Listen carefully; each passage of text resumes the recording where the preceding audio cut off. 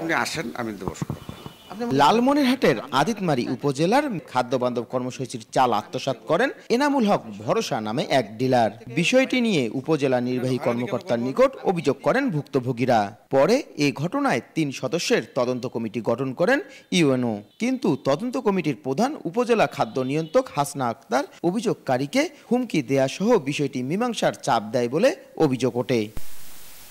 এ ঘটনায় গত ১৬ এপ্রিল সময় সংবাদে একটি সংবাদ প্রচারিত হয়। সে সংবাদে অভিযোগকারীরা সাক্ষাৎকার দেয়ায় ক্ষিপ্ত হয়ে তাদেরকে শোকজপত্র দেন উপজেলা খাদ্য নিয়ন্ত্রক হাসনা আক্তার। কেন সময় টিভিতে সাক্ষাৎকারটা দিতে গেলাম, আমাকে বারবার চাপ প্রয়োগ করা হয়েছে। এমনকি আমাদের ইউনিয়ন কাউন্সিলও তারা বসিয়ে আমাকে বিভিন্নভাবে চাপ প্রয়োগ করছিল। এই পর্যন্ত আমি কোনো এর মীমাংসা কোনো ফলাফল পাই নাই। ওরা আমাদের উপর আরও ক্ষিপ্ত হয়, রাগ হয়ে এখন আমাদের কাছে শোকজের চিঠি পাঠায়।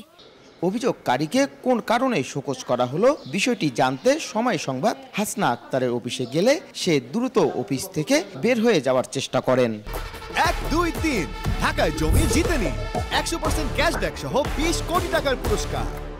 ছবি দেওয়া যাবে না, আর আমার কোনো বক্তব্য আমার ঊর্ধ্বতন কর্তৃপক্ষের অনুমতি ছাড়া দেওয়া যাবে। তদন্ত প্রতিবেদন বিশ্লেষণ করে ব্যবস্থা নেওয়া হবে বলে জানান উপজেলা নির্বাহী কর্মকর্তা।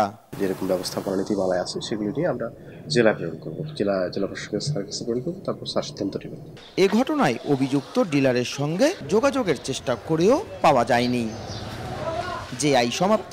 সময় সংবাদ, লালমনিরহাট।